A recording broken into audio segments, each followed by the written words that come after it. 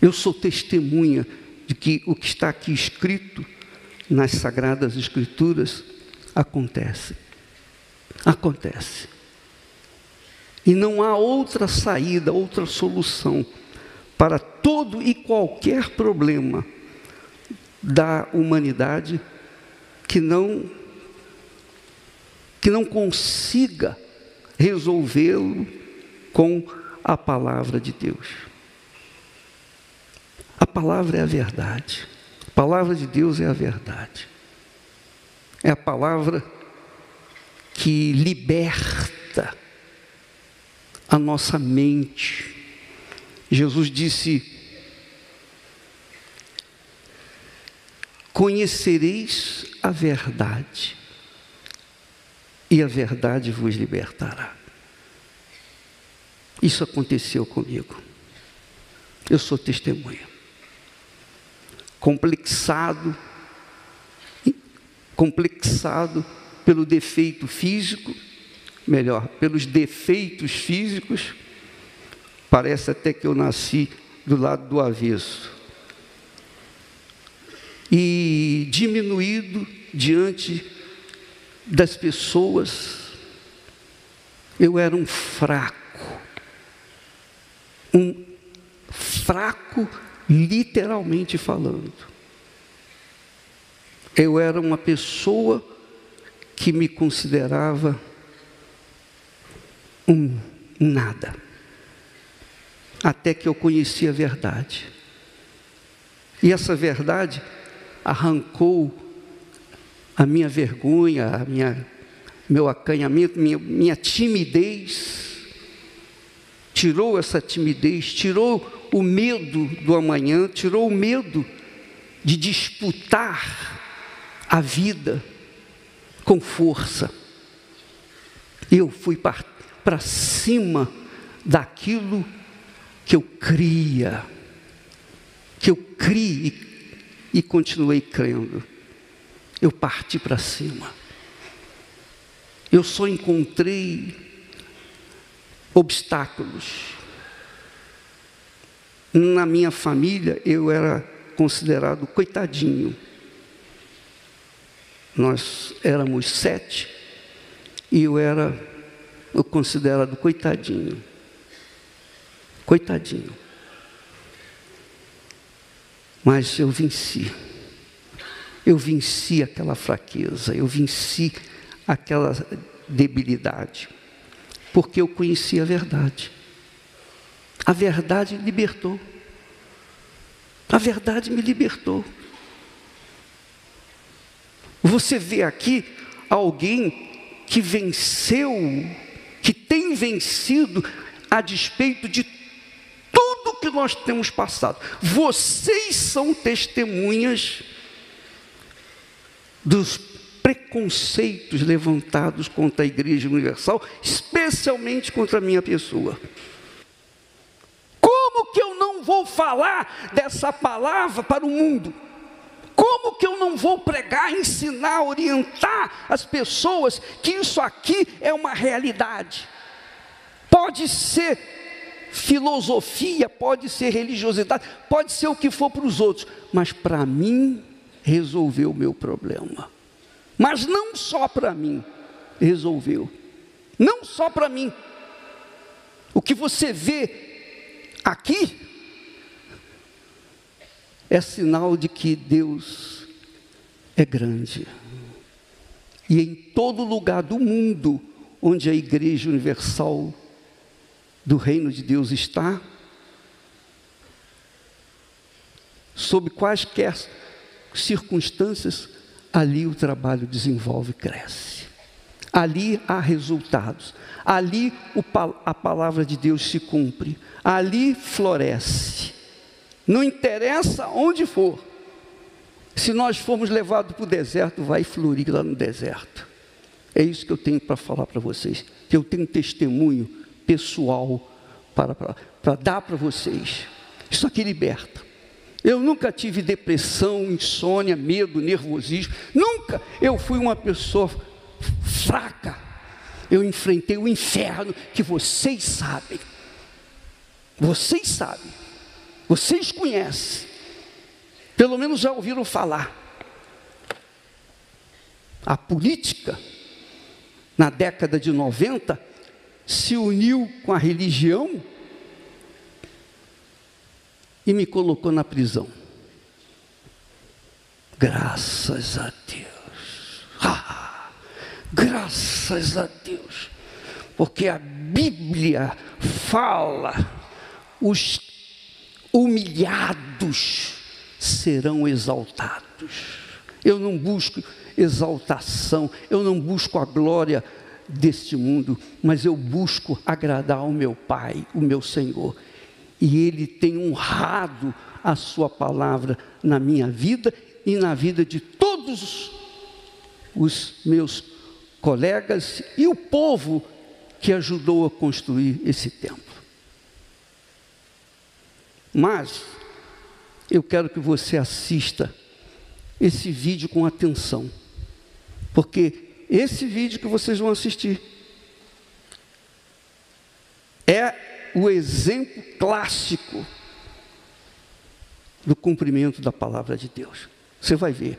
Eu duvido que você, assistindo esse vídeo com atenção, você vai duvidar da palavra de Deus. Por favor, coloque o vídeo aí. Pode apagar a luz e colocar o vídeo. De um lado da vida deste homem, uma coleção de atitudes erradas. Do outro, as consequências. Aos 10 anos de idade, o meu pai tentou me matar. Ele me pendurou de uma ponte e, com as suas próprias palavras, ele disse: "Seu desgraçado, eu te pus no mundo, eu te tiro." E daí, eu pendurado, eu disse para ele: "Olha, pai, o senhor pode me jogar daqui embaixo lá, se eu cair e morrer, tá tudo bem. Mas se o senhor me jogar e caso eu não vinha morrer, eu vou me tornar um dos piores bandidos que o senhor já viu." E essas palavras foi como o inferno todo entrou dentro de mim. Eu fui guardando aquele ódio, aquele rancor, aquela mágoa, tudo dentro de mim. E eu sabia que um dia eu ia colocá-la para fora. E até que aquele dia chegou. E aos 11 anos, eu matei a primeira pessoa. Eu ainda era uma criança. Eu fui preso e ali naquele presídio, no centro socioeducativo, ali foi uma escola, uma verdadeira faculdade do crime, porque ali eu pude aprender coisas que eu não sabia. Então, quando eu saí, a primeira coisa que eu fui fazer foi pôr em prática tudo que eu aprendi ali. Este passou a ser o objetivo de Walisson. Cheio de ódio e frieza, se tornou um matador de aluguel. Uma dessas que eu saí, fui para São Paulo e ali foi, se eu fiz um ali, lá eu fiz vários. E eu fazia coisa que qual eu me envergonho hoje do que eu fazia. A minha mãe, ela pensava que eu era um menino assim, um menino bonzinho, até ela descobrir que eu era um monstro. Até ela descobrir que o meu prazer, a minha profissão era matar. Ela viu uma cena que eu acabei tirando a vida da pessoa na frente dela, ela desesperou, porque ela não esperava isso do filho dela, o que o filho dela se tornou. Eu não me via como uma pessoa, um ser humano, eu me via como um bicho, porque eu não tinha dó nem piedade de ninguém. Eu não sabia o que era amor, quanto mais quem era Deus. O Deus meu era próprio, eu mesmo era o meu Deus. Eu não tinha amor por ninguém. Eu tinha aquela sensação de que eu era o cara que eu nunca ia ser pego, que ninguém ia me pegar. Até que então, num belo dia, eu de trazer armas para uma dessas biqueiras que eu tinha em Minas Gerais. Eu vim com o carro cheio de arma, me denunciaram e aí teve uma perseguição da polícia atrás de mim em alta velocidade. E nessa perseguição eu estava a 140, 150 por hora e trocando tiro. E eu tomei um tiro de .40 na cabeça. Foi onde eu vim capotar o carro e acabei sendo arremessado para fora do veículo. E dei com a minha cabeça numa placa de trânsito.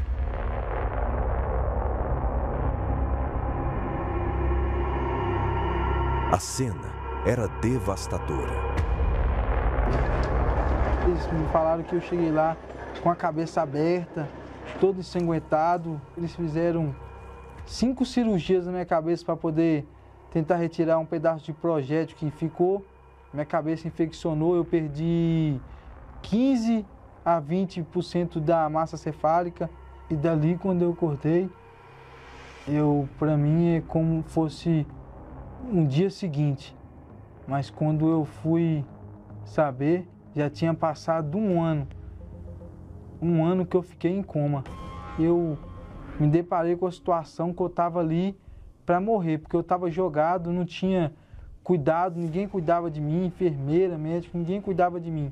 Mesmo sem o movimento do meu lado esquerdo, quando eu olhei para o meu lado direito e para a minha perna, eu estava com algema na perna, no braço e com escotas armadas ao meu lado, pois eu já estava preso. E lá no presídio, chegando no presídio, ainda eu precisava de cuidado, porque eu não tinha movimento. E ali, quando eu vi que eu precisava de alguém para me limpar, de alguém para poder limpar a minha fralda, me dar comida na boca, eu vi que eu não era ninguém, que eu não era aquela pessoa que eu tanto achava que eu era. E mesmo naquele jeito que eu me encontrado, eu fui levado ao júri, ao tribunal, e fui condenado. E peguei 39 anos de prisão.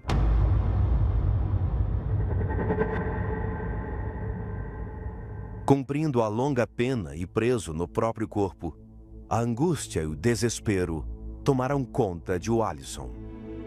Eu tinha um vazio tão grande dentro de mim que passou até eu dar cabo da minha própria vida. Porque não fazia mais sentido viver naquela situação.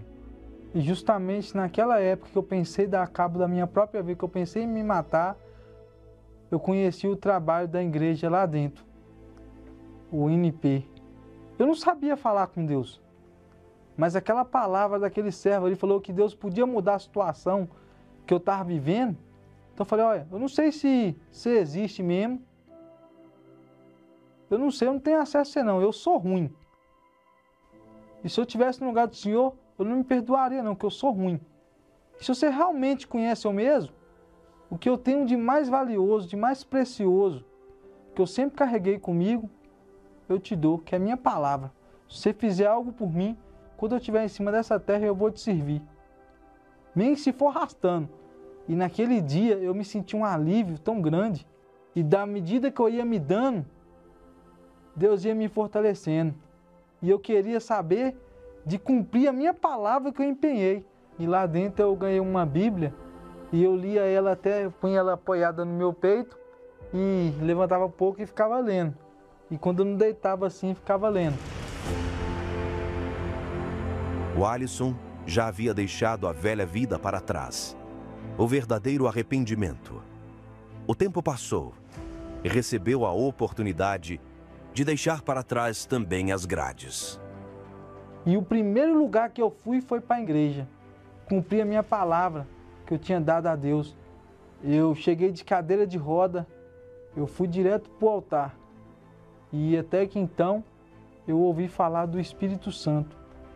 Só que eu já tinha paz, só que eu não sabia o que era o Espírito Santo. Eu fui a fundo procurar saber. Então eu parti para cima. Falei, eu quero ter. Comecei a orar de madrugada, levantar de madrugada, sair para fora de casa, na chuva, orando. Meu Deus, eu quero ter o teu Espírito. E eu me lancei. Eu me lancei. Por completo, por inteiro. Falei, meu Deus, eu não aceito ficar na tua casa, viver sem o teu Espírito, não. É tudo por tudo. Eu comecei do nada e eu não paro por nada. Eu lembro que eu subi naquele altar de muleta. Coloquei o meu sacrifício ali e eu falei para Deus, olha meu Deus, está aqui a minha vida. Eu me derramei e fui sincero. Falei, olha meu Deus, está aqui, ó. Eu não presto, mas eu quero te servir. E foi então que o Espírito Santo veio, me abraçou. E naquele momento eu senti uma paz tão grande. Não foi sentimento, não. Foi uma paz que eu nunca tinha sentido na vida. De toda a vida, um ser tão podre, um ser tão pequeno. Naquele momento eu senti amado. Deus falou para mim, olha, a partir de hoje, você não está só. Eu estou contigo, meu filho. Meu filho. Eu falei, obrigado, meu pai.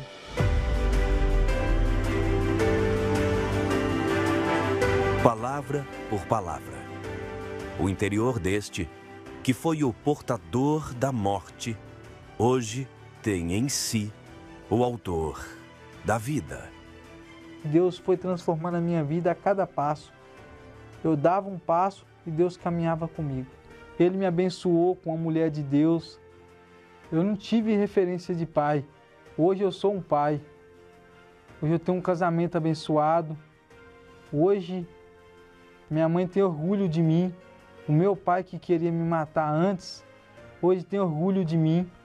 Antes eu saía para tirar vidas. Hoje eu saio para levar vidas às pessoas. Humanamente falando, não era nem para eu estar aqui. Porque os médicos falaram que eu ia vegetar. Eu só tenho uma parte da cabeça, eu não mexo, mas eu não me importo com isso, pois eu posso ter a metade da cabeça, mas eu sei que eu me entreguei por inteiro. E até hoje, através da palavra, eu empenhei minha palavra a Deus e Ele até hoje tem cumprido a palavra dele através da minha vida.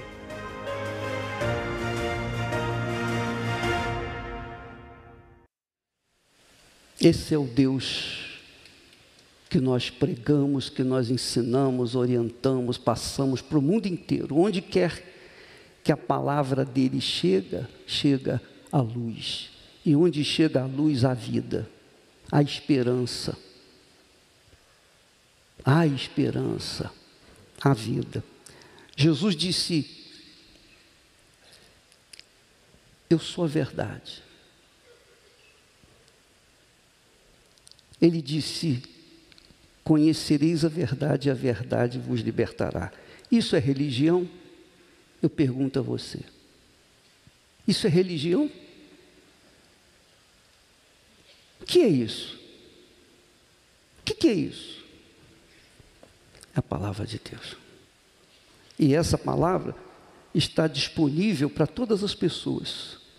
A classe, desde a classe A até a Z. Todas as camadas sociais. Quem crê, recebe. Quem não crê, fica chupando o dedo. E a gente não pode fazer nada. Mas os que creem, esses recebem de Deus atenção. Jesus disse, conhecereis a verdade e a verdade vos libertará. Você conhece a verdade agora. Você conhece a verdade. Você conhece a verdade agora. Você ouviu a palavra e viu o testemunho desse rapaz, que humanamente falando não tinha nenhuma chance de sobreviver, muito menos a constituição de uma família, de um lar, ser uma pessoa respeitada. A Igreja Universal entra nos presídios, qualquer que seja o presídio, não só aqui, lá nos Estados Unidos, nós temos acesso aos presídios, inclusive através do tablet, com milhares e milhares de presidiários. E nós levamos para as pessoas a palavra verdadeira, não religião, não filosofia, mas a palavra que liberta. Você que está, por exemplo, aqui, ou nos assiste em casa, onde quer que esteja, se você crê nesse Deus, o Deus do Alisson, se você crê na palavra dele, ele diz assim, quem pratica a verdade, vem para a luz. Questão de inteligência. A fé é uma questão de inteligência. Se eu ando na verdade, Deus é a verdade. Deus é espírito. A verdade é espírito, assim como também a mentira é espírito. A mentira leva as pessoas para tentar conquistar o mundo através do engano, da mentira. E as pessoas conquistam por um tempo, mas depois, lá na frente, elas perdem. Fatalmente vão perder. Mas quem vive na verdade, vem para a luz, porque o Espírito da verdade, vai guiá-los, ainda que venhamos enfrentar dificuldades, problemas e toda sorte de revés por parte daqueles que gostam das trevas. Então, você que por acaso sente essa situação, você já gastou rios de dinheiro com psicotrópicos, sonoríferos e ansiolíticos e etc, e não resolveu nada e nunca vai resolver, porque o problema da alma não se resolve com a medicina, não se resolve com filosofia. O problema da alma é invisível, a alma é invisível, você não vê, você sente, mas você não vê. Quando o problema é físico, a ciência pode ajudar, mas o problema da alma, quando a alma está sedenta, carente, desesperada, então vem a depressão, vem o vazio, que é uma dor insuportável. Dizem que é uma, eu não sei o que é isso, mas a palavra de Deus liberta as pessoas da mentira que leva a conquistas apenas por algum tempo, mas depois perdem tudo, porque o espírito da mentira é o espírito do mal, é o espírito do diabo. Jesus disse: o diabo é o pai da mentira. Você pode dizer: eu não acredito em Deus, eu não acredito, nada disso eu acredito, tá bem, mas você acredita no mal. Sim ou não? Eu não acredito. Quando alguém fala uma coisa ruim, e você procura lá uma madeira para bater, está amarrado, cruz, credo, Ave Maria 3 vezes, sim ou não? Sim ou não? Ou então faz um sinal da cruz, para tirar aquela maldição. Então você crê no mal, você crê no poder do mal. Nós cremos no poder do mal, porque só existe o poder do mal e o poder do bem. Não existe outra força. O poder do mal tem poder sobre aqueles que vivem sob o seu domínio, o domínio da mentira. Da mentira. Mas aqueles que vivem no poder da verdade, a palavra de Deus que é verdadeira, que é verdade, tem que honrar aqueles que vivem na verdade e sofrem pela verdade, mas prevalecem.